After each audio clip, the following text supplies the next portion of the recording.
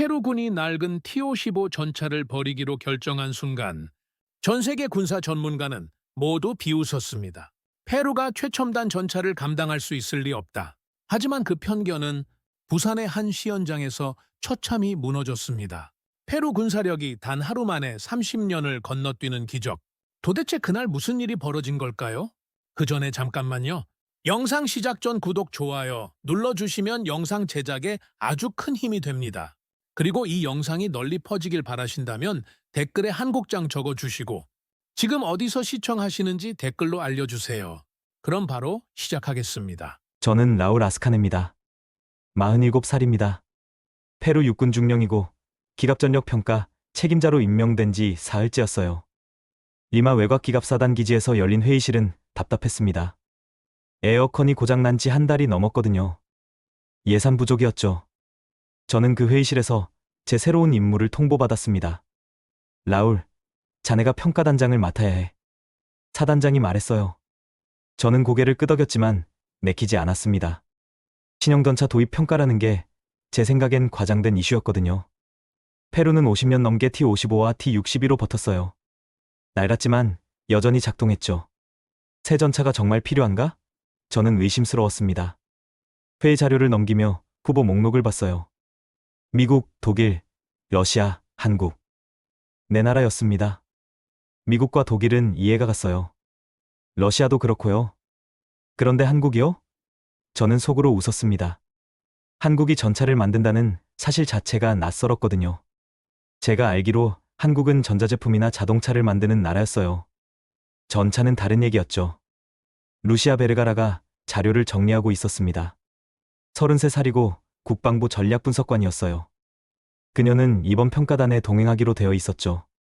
루시아는 저보다 훨씬 낙관적이었습니다. 한국 방산이 최근 성장세라고 합니다. 그녀가 말했어요. 저는 대답하지 않았습니다. 성장세라는 게 뭐 대수인가요? 전차는 단순한 기계가 아니에요. 수십 년의 노하우가 필요한 무기체계였죠. 회의가 끝나고 저는 제 사무실로 돌아왔습니다. 벽에는 T-55 사진이 걸려 있었어요. 제가 20년 넘게 다룬 전차였습니다. 낡았지만 신뢰할 수 있었죠. 단순한 구조라 고장도 적었고 부품도 구하기 쉬웠어요. 물론 현대 전차에 비하면 뒤처졌습니다.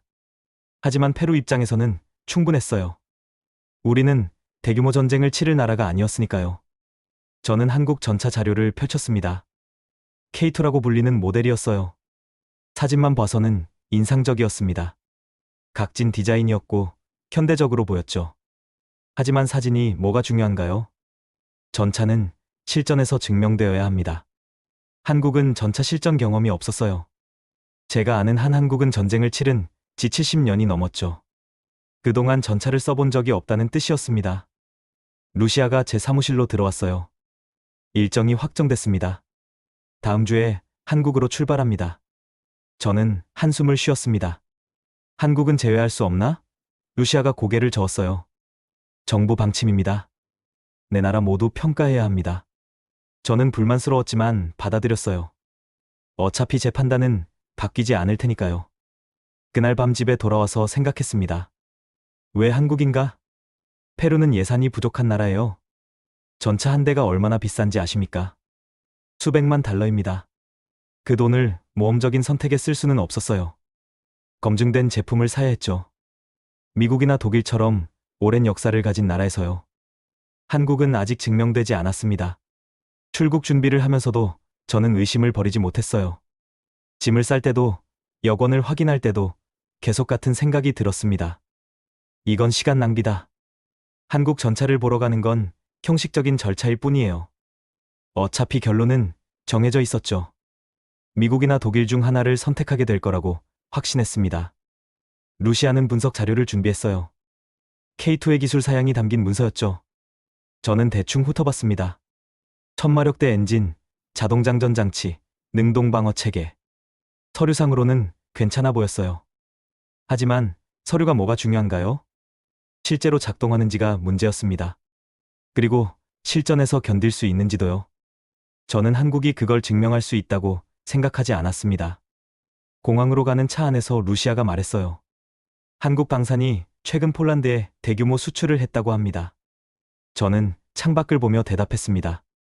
폴란드가 선택했다고 해서 우리도 선택해야 하는 건 아니야. 루시아는 더 말하지 않았어요. 저는 그녀가 제 의견에 동의하지 않는다는 걸 알았습니다. 하지만 상관없었어요. 결정은 제가 내리는 거였으니까요. 비행기에 올랐습니다. 리마에서 로스앤젤레스를 거쳐 서울로 가는 긴 여정이었어요. 28시간이 넘게 걸렸죠. 저는 좌석에 앉아 다시 자료를 펼쳤습니다. K2의 사진들이었어요. 시연 장면도 있었고 공장 사진도 있었죠. 깔끔해 보였습니다. 하지만 깔끔함이 성능을 보장하지는 않았어요.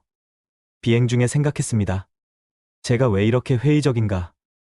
이유는 분명했어요. 저는 평생 소련제 전차만 다뤘습니다. T-55, T-62. 단순하고 거친 기계들이었죠. 하지만 신뢰할 수 있었어요. 고장 나면 망치로 두들겨서 고쳤습니다. 부품이 없으면 다른 전차에서 빼다 썼어요. 그게 제가 아는 전차였습니다. 복잡한 전자장비, 자동화 시스템, 이런 건 제게 낯설었어요. 그리고 낯선 건 믿을 수 없었죠. 로스앤젤레스 공항에서 환승 대기 중에 루시아가 커피를 사왔습니다. 저는 받아 마시며 물었어요. 너는 한국 전차가 괜찮다고 생각해? 루시아가 조심스럽게 대답했습니다. 가능성은 있다고 봅니다. 저는 고개를 저었어요. 가능성으론 부족해. 확실해야 돼. 루시아는 더 말하지 않았죠. 서울행 비행기는 비어 있었습니다. 저는 창가에 앉아 하늘을 봤어요. 구름만 보였죠. 저는 다시 생각했습니다. 페루군 내부에도 신형전차 도입을 반대하는 사람들이 많았어요. 예산 문제도 있었고 필요성에 대한 의문도 있었죠. 제가 한국 전차를 부정적으로 평가하면 그들의 입장이 강해질 겁니다. 어쩌면 전차 도입 자체가 취소될 수도 있었어요. 저는 그게 나쁘지 않다고 생각했습니다. 서울에 도착했을 때는 새벽이었습니다. 공항은 크고 깨끗했어요. 제가 본 공항 중에 가장 현대적이었죠. 입국 심사를 마치고 나오니 한국 측 담당자가 기다리고 있었습니다. 젊은 남자였어요. 김도현이라고 자신을 소개했죠. K2 해외기술협력 엔지니어라고 했습니다. 김도현은 정중했습니다. 편안한 여행이셨습니까? 저는 짧게 대답했어요. 괜찮았어요. 그는 우리를 차로 안내했습니다. 부산으로 간다고 했죠. K2 시연장이 거기 있다고 했습니다. 저는 고개를 끄덕였지만 별 관심이 없었어요. 어차피 볼 게 뻔했으니까요. 차를 타고 이동하는 동안 풍경을 봤습니다. 고속도로는 넓었고 건물들은 높았어요.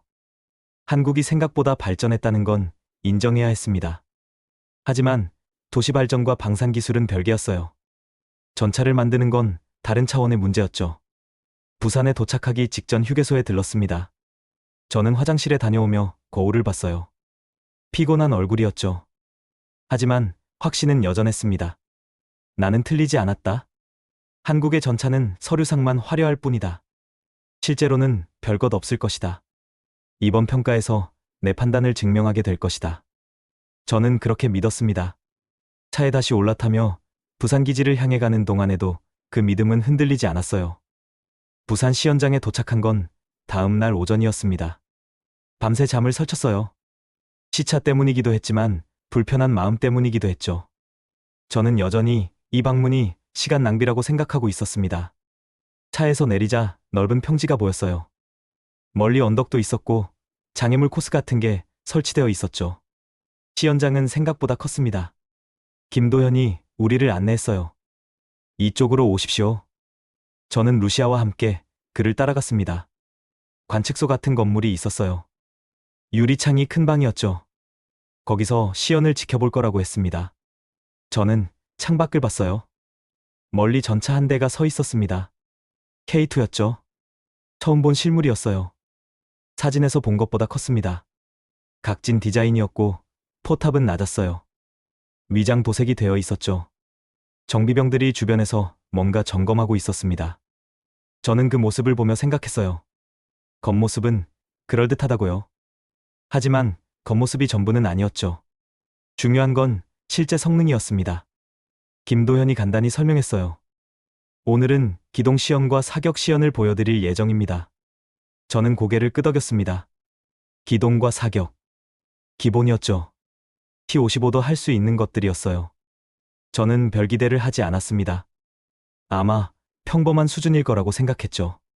시연이 시작되기 전에 잠시 기다리는 시간이 있었어요. 저는 창밖을 계속 봤습니다. 정비병들이 전차에서 떨어졌어요. 준비가 끝난 것 같았죠.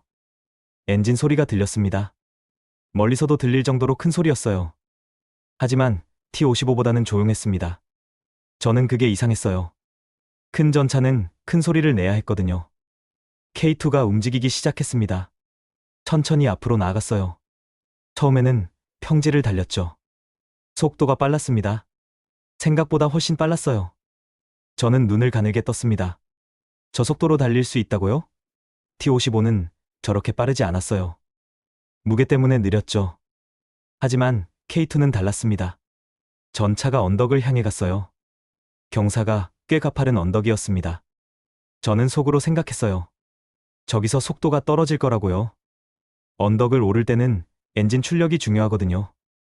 그런데 K2는 속도를 유지했습니다. 아니, 오히려 더 빨라진 것 같았어요. 저는 이해할 수 없었습니다. 루시아가 옆에서 말했어요. 빠르네요. 저는 대답하지 않았습니다. 빠른 건 인정해야 했어요. 하지만 빠르다고 좋은 전차는 아니었죠. 안정성이 더 중요했습니다. 저는 전차가 언덕을 내려올 때 흔들릴 거라고 예상했어요. 경사를 내려올 때는 차체가 흔들리기 마련이거든요. K2가 언덕 정상에 도달했습니다. 잠시 멈춰섰어요. 그리고 내리막을 향해 움직였죠. 속도가 빨랐습니다. 저는 긴장했어요.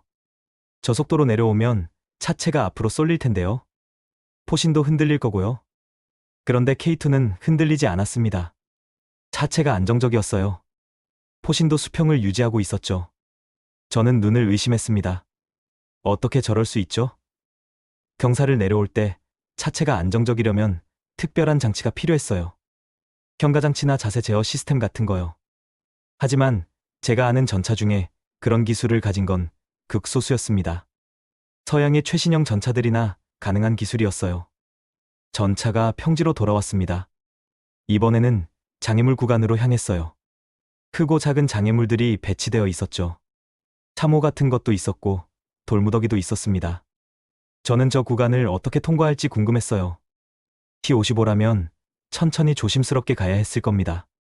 K2는 속도를 줄이지 않았습니다. 그대로 장애물을 향해 갔어요. 참호를 넘었죠. 차체가 위아래로 움직였지만 포신은 여전히 안정적이었습니다. 돌무더기를 지나갈 때도 마찬가지였어요. 흔들림이 거의 없었죠. 저는 혼란스러웠습니다.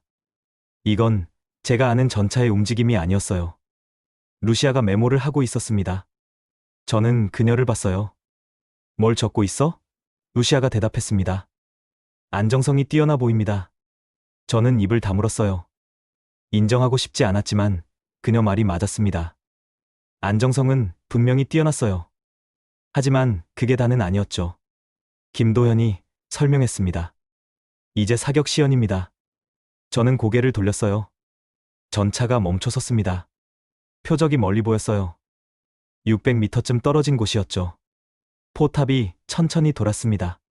표적을 향하고 있었어요. 저는 조준 시간을 재기 시작했습니다. T-55는 조준하는데 시간이 꽤 걸렸거든요. 포탑이 멈췄습니다. 몇 초 걸리지 않았어요. 너무 빨랐죠. 저는 의심스러웠습니다. 저렇게 빨리 조준하면 정확도가 떨어질 텐데요. 발사 소리가 들렸습니다. 크고 날카로운 소리였어요. 연기가 피어올랐죠. 저는 표적을 봤습니다. 명중이었어요. 한 발로 끝났습니다. 재조준도 없었고 수정 사격도 없었어요. 첫 발에 맞췄죠. 저는 우연이라고 생각했습니다. 운이 좋았던 거라고요. 하지만 전차가 다시 움직였어요. 이번에는 움직이면서 사격했습니다. 주행 중 사격이었죠. T-55로는 불가능한 일이었어요. 움직이면서 정확하게 쏘려면 고도의 사격 통제 장치가 필요했습니다. 저는 K2가 실패할 거라고 예상했어요. 하지만 또 명중했습니다. 저는 말문이 막혔어요. 2번 연속 명중이요?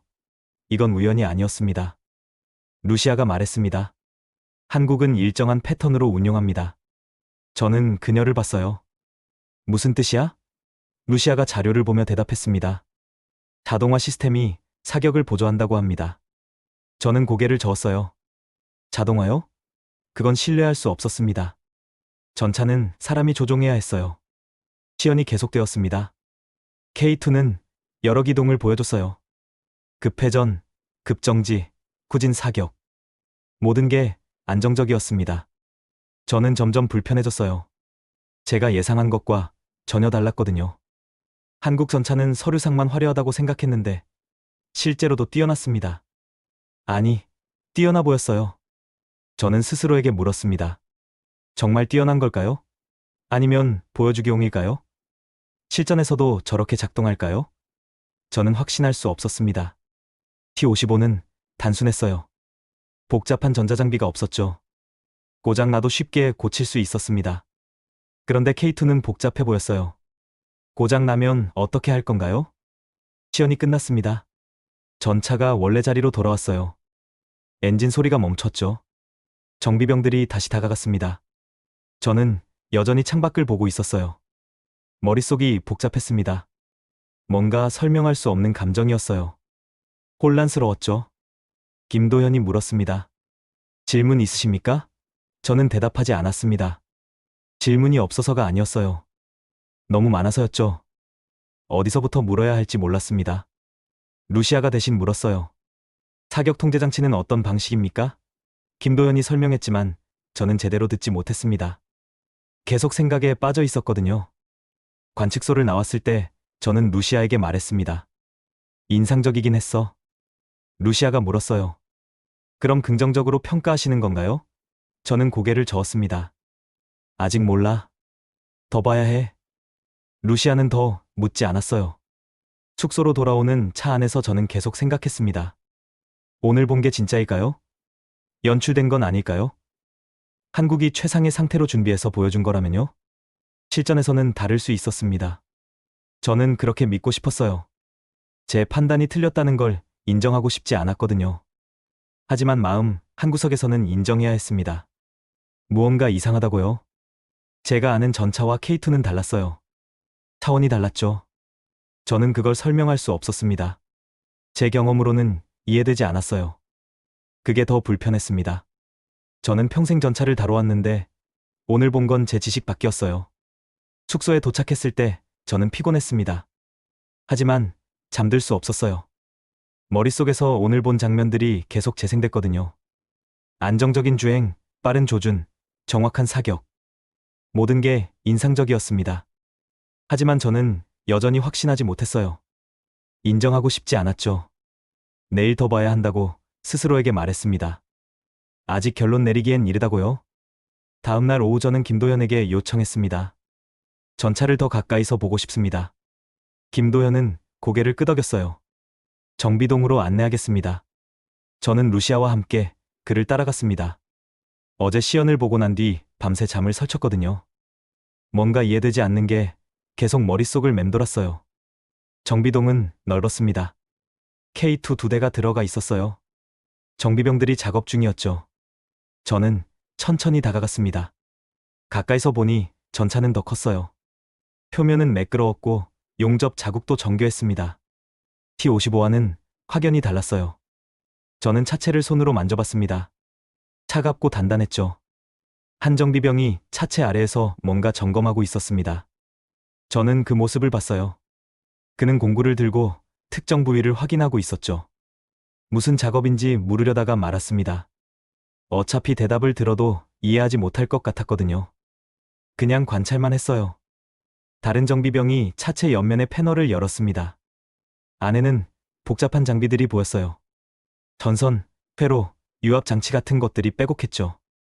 저는 그걸 보며 생각했습니다. 이걸 고장 나면 어떻게 수리할까요? T-55는 단순했어요. 부품도 적었고 구조도 명확했죠. 하지만 K2는 달랐습니다. 복잡했어요. 김도현이 설명했습니다. 현가장치를 점검 중입니다. 저는 현가장치를 봤어요. 유기압식이라고 했던 것 같았습니다. 저는 그게 뭔지 정확히 몰랐어요. T-55의 현가장치는 기계식이었거든요. 단순한 스프링과 쇼크 업소버였죠. 그런데 이건 달랐습니다. 유압 라인이 연결되어 있었고 센서 같은 게 달려 있었어요. 정비병이 뭔가 조정했습니다. 작은 공구로 돌리는 동작이었어요. 그러자 차체가 미세하게 움직였죠. 높이가 조금 낮아진 것 같았습니다. 저는 놀랐어요. 차체 높이를 조절할 수 있다고요? 이건 제가 본 적 없는 기능이었습니다. 왜 이런 기능이 필요한 걸까요? 루시아가 옆에서 메모했습니다. 저는 그녀에게 물었어요. 왜 높이를 조절하는 거지? 루시아가 자료를 보며 대답했습니다. 지형에 따라 조정한다고 합니다. 저는 이해되지 않았어요. 지형에 따라요? T-55는 어떤 지형이든 같은 높이로 다녔습니다. 그게 정상이었죠. 높이를 바꾸는 게 무슨 의미가 있을까요? 다음 구역으로 이동했습니다.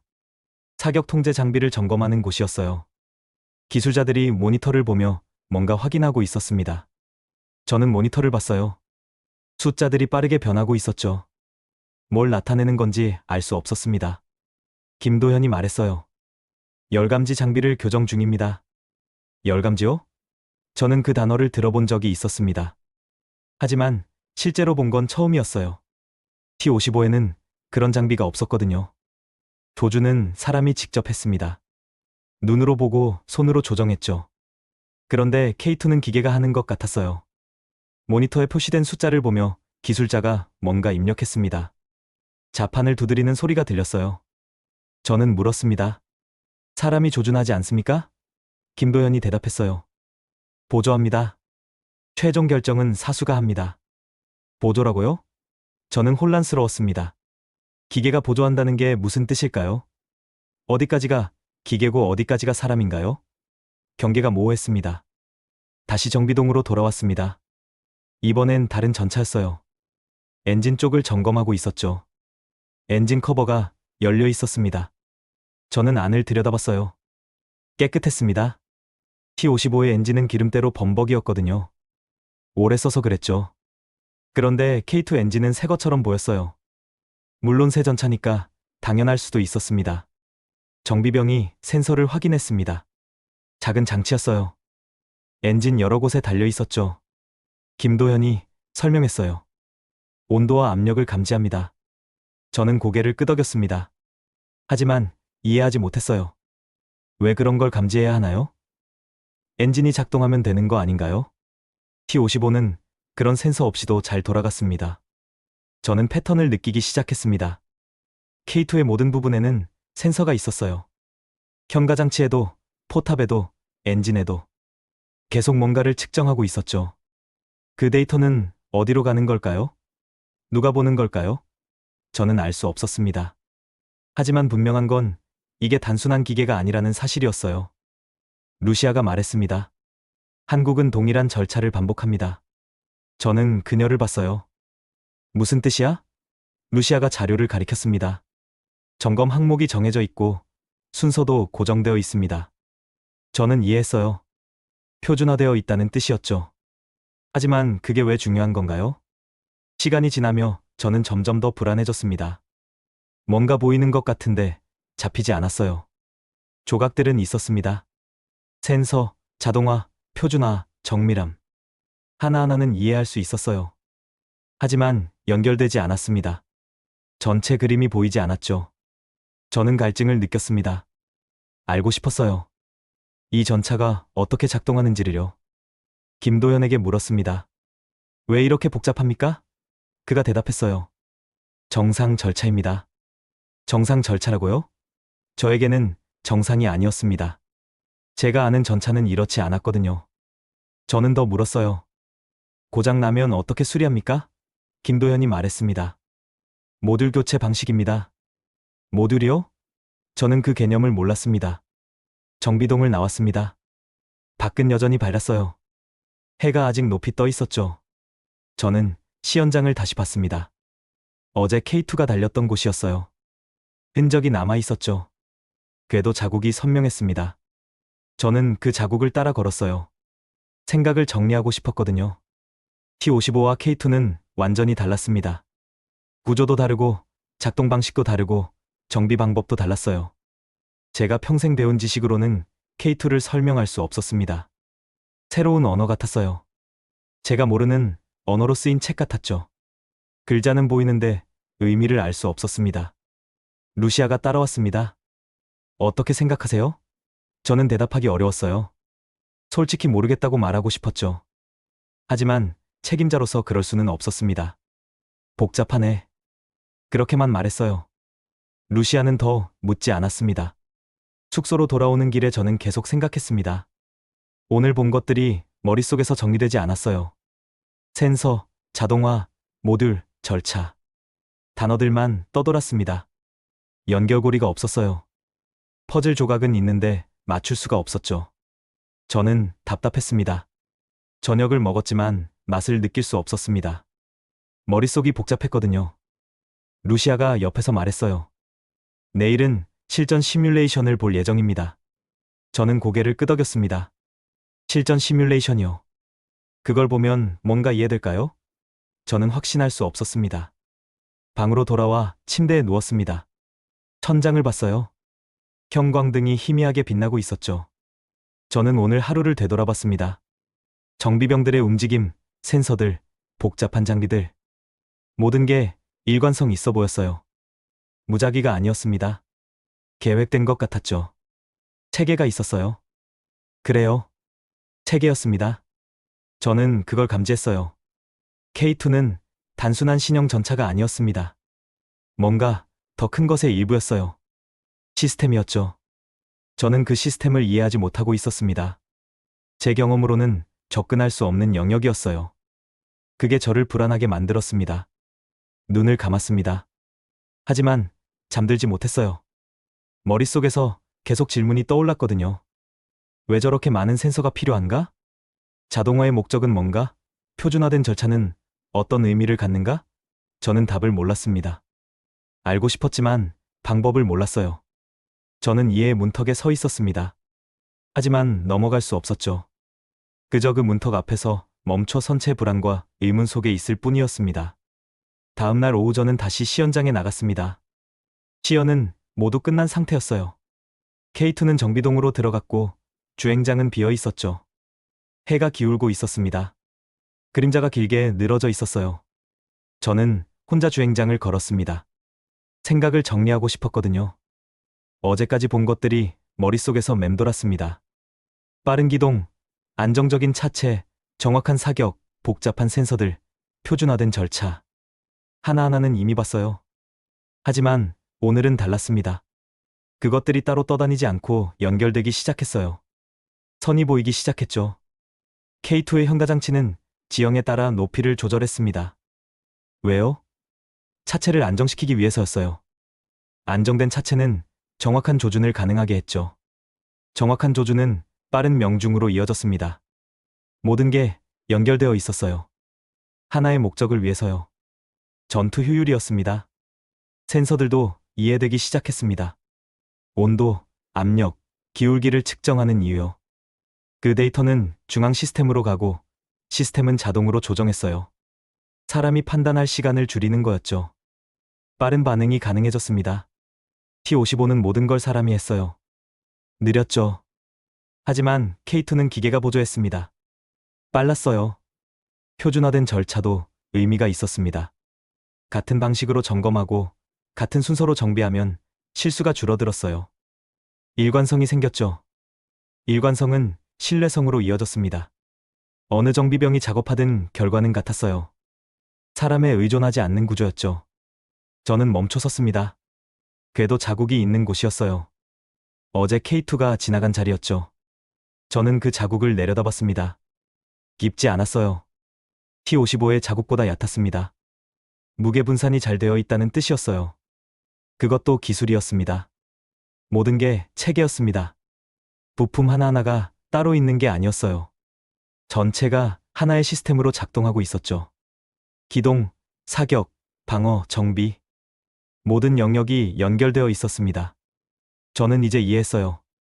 K2는 단순한 신형 전차가 아니었습니다. 새로운 차원의 무기 체계였어요.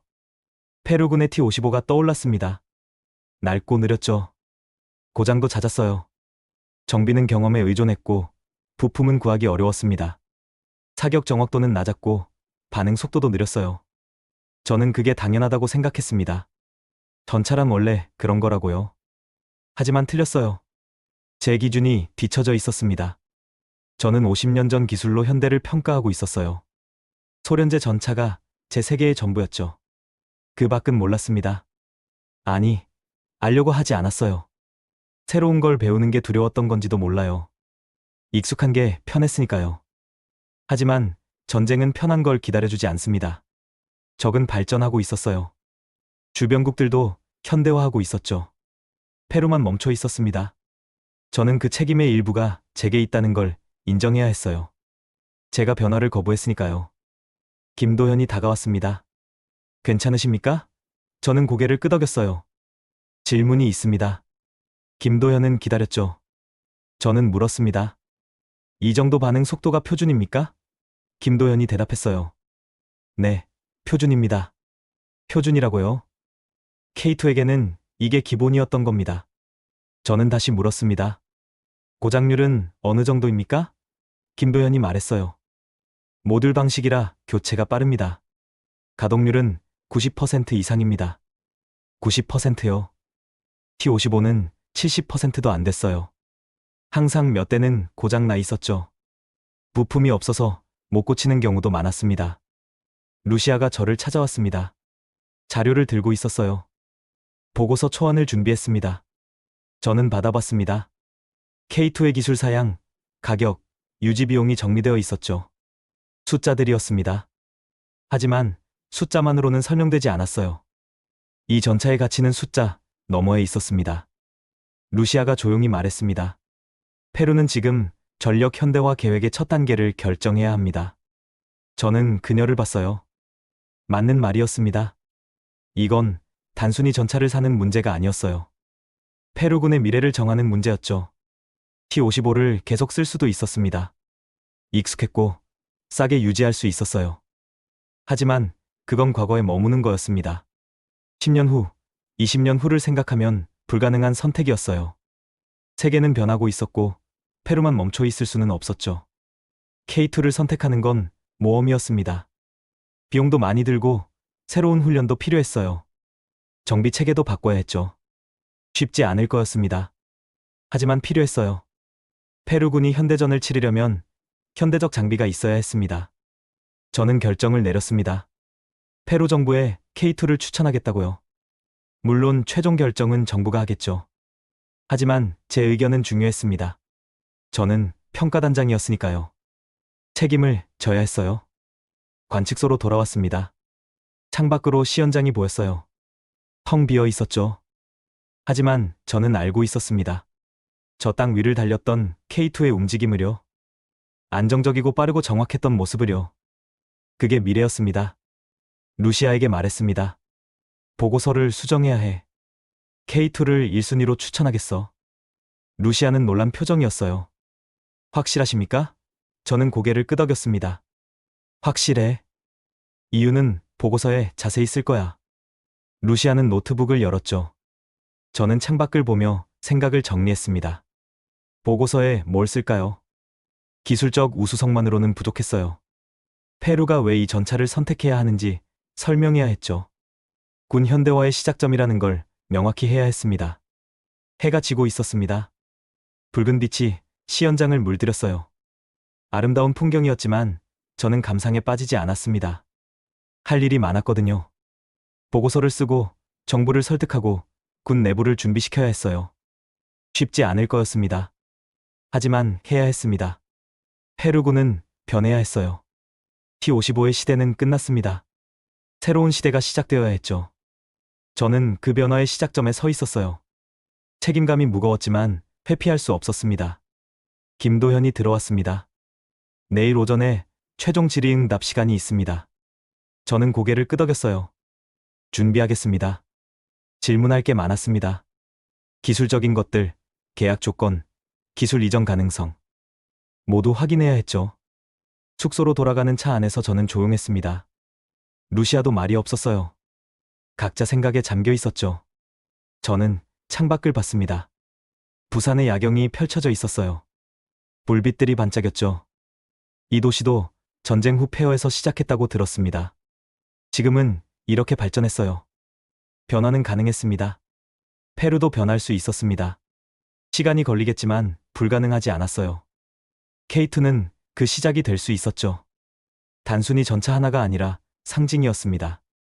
페루군이 과거를 벗어나 미래로 가는 상징이요. 숙소에 도착했습니다. 방으로 들어가 노트북을 열었어요. 보고서를 쓰기 시작했습니다. 첫 문장을 적었죠. K2는 현대적 전차 체계의 기준을 충족한다. 간단한 문장이었지만 무거웠습니다. 이 문장이 페루군의 미래를 바꿀 수 있었으니까요. 계속 썼습니다. 기술적 평가, 운용 가능성, 비용 분석, 추천 이유. 논리적으로 정리했어요. 감정을 배제하고 사실만 적었습니다. 보고서는 냉정해야 했거든요. 하지만 제 확신은 흔들리지 않았습니다. 새벽까지 작업했습니다. 보고서 초안이 완성되었어요. 피곤했지만 만족스러웠습니다. 제대로 된 평가였다고 생각했어요. 페루 정부가 이 보고서를 보고 올바른 결정을 내리길 바랐습니다. 창밖을 봤습니다. 동이 트고 있었어요. 새로운 날이 시작되고 있었죠.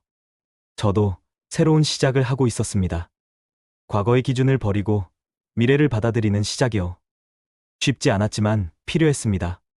저는 그걸 이제 알았어요. 전차 선택이 아니었습니다. 미래 선택이었죠.